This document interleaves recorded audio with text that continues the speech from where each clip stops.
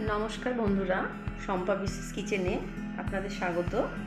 आज के आमी पाबदा माछेर एक रेसिपि करे देखाबो। खूब सहजभावेई करबो, घरोया करे देखाबो। और विशेष करे जारा सर्षे बाटा खेते पछंद करे ना तादेर जोन्नो भीषण भालो होबे। तो किभाबे करेछि देखे नेওয়া যাক। माछगुलोके धुए परिष्कार करे आमी जल झाड़िये निয়েছি। মাছগুলো অনেক বড় বড়, তো ওই জন্য আমি একটু কেটে নিয়েছি দু টুকরো করে। এত বড় বড় তো তাহলে অনেক তেল দিতে হবে আর ভাজতে গেলেও অসুবিধা হয়, আমি ওই জন্য কেটে ছোট করে নিয়েছি। হলুদ, নুন,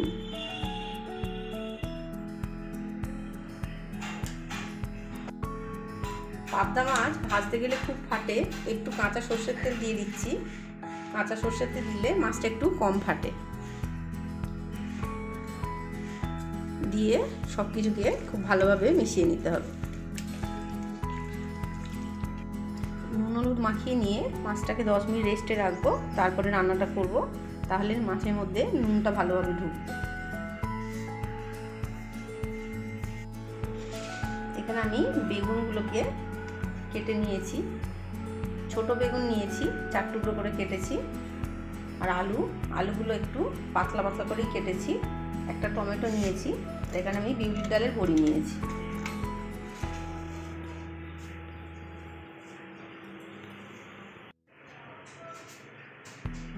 মাছগুলো ভাজার জন্য কড়াতে সরষের তেল দিয়ে দিয়েছি। তেলটা খুব ভালো করে আগে গরম করে নিতে হবে, নাহলে কিন্তু মাছ কড়ার গায়ে লেগে যাবে। তেলটা ভালো গরম হলে একটু কড়ার গায়ে ঘুরিয়ে নিতে হবে।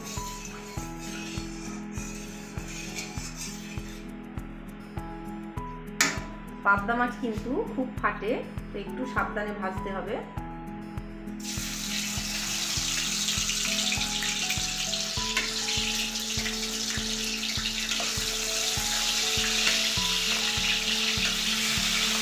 মাছগুলো দিয়ে আমি একটু ঢেকে দিলাম আর গ্যাসের আঁচটাকে জোরে দিয়ে দিলাম।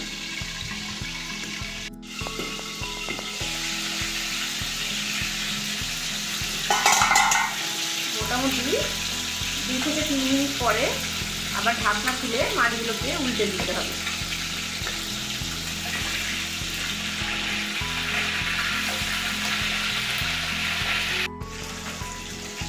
উল্টে পাল্টে মাছগুলো কিন্তু খুব ভালো করে ভেজে নিতে হবে।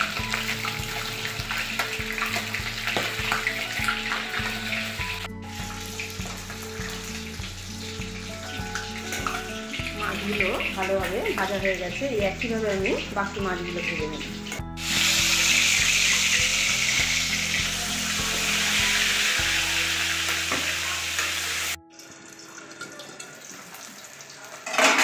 মাছগুলো আমার সব ভাজা হয়ে গেছে। পাবদা মাছ কিন্তু ভীষণ ফাটে, তো যদি নতুন কেউ রান্না করেন অবশ্যই কিন্তু একটা ঢাকনার ব্যবহার করতে হবে। আর মাছটা কড়াতে দেওয়ার সময় তেল ভালো করে গরম করে নিয়ে আস্তে করে দিতে হবে। মাছ দিয়ে ঢাকা দিয়ে 1 পিঠ ভাজা হলে আবার গ্যাসের আঁচটাকে আস্তে করে নিয়ে উল্টে দিতে হবে। ঢেকে দিয়ে আবার জোরে দিয়ে দিতে হবে। মাছ ভাজার তেলেই আমি বড়িগুলো ভেজে নিচ্ছি।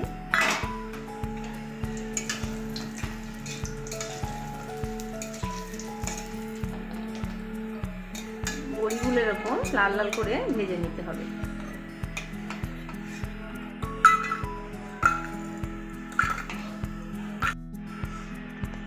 তেলে আমি একটু কালো জিরে ফোড়ন দিয়ে দিলাম। কালো জিরে দিয়ে বেশিক্ষণ দেরি করার দরকার নেই, সঙ্গে সঙ্গে আমি আলুগুলো দিয়ে দিচ্ছি। বেগুনও দিয়ে দিলাম।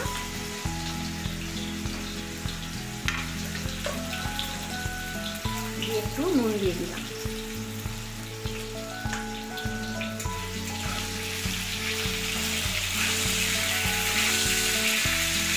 পাল্টে ভালো করে একটু মিশিয়ে নিয়ে এটাকে একটু ঢেকে দেব।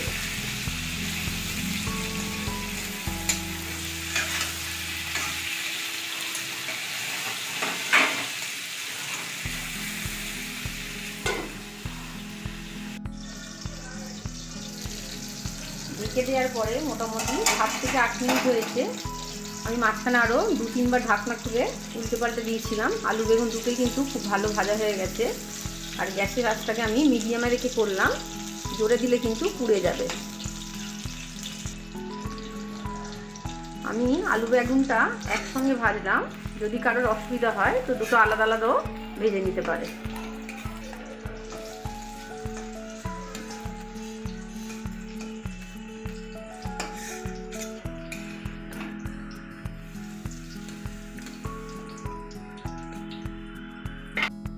টমেটোটা আমি ছোট ছোট টুকরো করে কেটে নিয়েছি।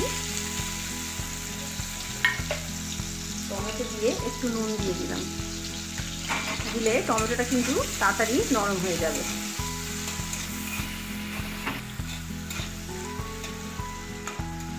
এটাকে একটু ঢেকে দিলাম।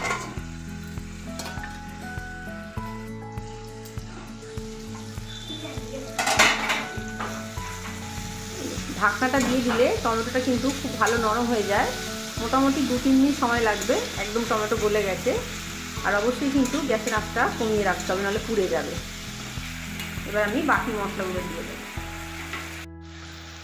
মশলাগুলো দেওয়ার আগে আমি সামান্য একটু জল দিয়ে দিচ্ছি, তাহলে মশলাগুলো আর পুড়ে যাবে না।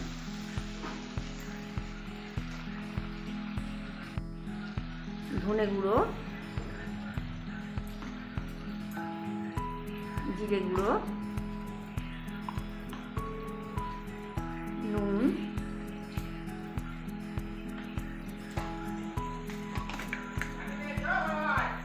হলুদ গুঁড়ো। আমি এখানে পাকা লঙ্কা বাটা ব্যবহার করছি, তো আপনারা গুঁড়ো লঙ্কারও ব্যবহার করতে পারেন, কাঁচা লঙ্কারও করতে পারেন। ঝালটা অবশ্যই আপনারা বুঝে স্বাদ অনুযায়ী দেবেন।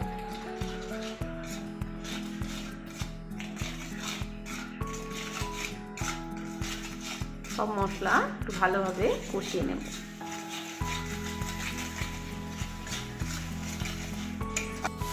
মশলা খুব ভালোভাবে কষানো হয়ে গেছে। এই যে মশলা কষানো হয়ে গেলে তেল ছেড়ে দেবে মশলার থেকে।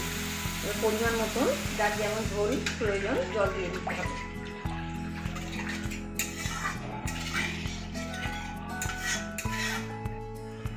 জল দেওয়ার পরে আমি ভাজা আলুগুলোকে প্রথমে দিয়ে দিচ্ছি।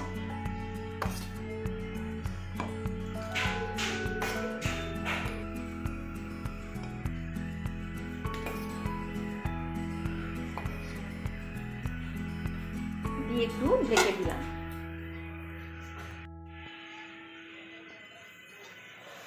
খুব ভালোভাবে ফুটতে আরম্ভ করলে ঢাকনা খুলে বড়িগুলো দিয়ে দিচ্ছি। এগুলো বাড়িতে বানানো বড়ি, তো সেদ্ধ হতে একটু সময় নেয়। আর যদি মেশিনের বড়ি হয় তাহলে কিন্তু একদম শেষে দিতে হবে।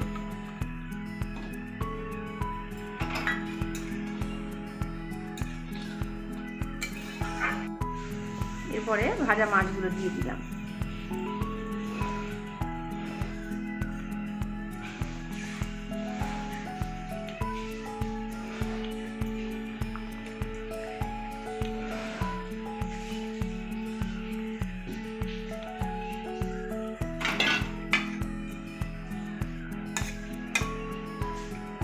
মাছ দিয়ে আবার একটু ঢেকে দেব।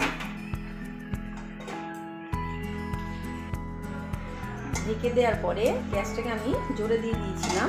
তারপরে খুব ভালোভাবে ফুটতে আরম্ভ করলে মিডিয়ামে দিয়ে দিয়েছি। মোটামুটি 4 থেকে 5 মিনিট হয়েছে। মাছটা আবার একদম রেডি। পাবদা মাছ এমনিই নরম হয়, এর থেকে বেশি কিন্তু ফোটানোর দরকার নেই। এই সময় আপনারা নুন আর ঝালের স্বাদটা একটু দেখে নেবেন। এবার আমি বেগুনটা দিয়ে দিচ্ছি। বেগুনটা কিন্তু একদম শেষে দিতে হবে, কারণ বেগুন কিন্তু ভাজার পরে পুরো নরম হয়ে যায়, আগে দিলে কিন্তু একদম গলে যাবে।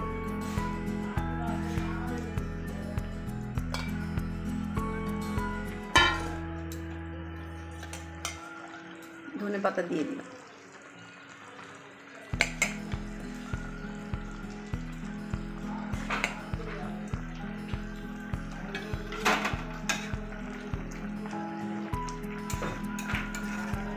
একদম রেডি। আমি গ্যাসটাকে অফ করে দিই।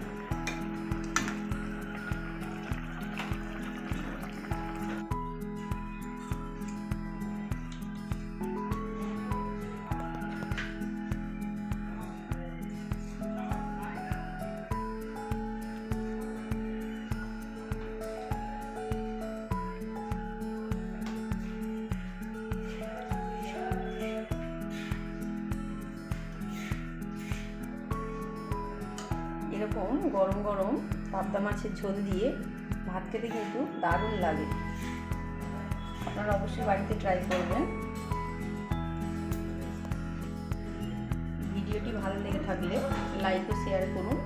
আর এখন আমার চ্যানেলটি যারা সাবস্ক্রাইব করেননি অবশ্যই সাবস্ক্রাইব করবেন। সবাই ভালো থাকবেন। নমস্কার।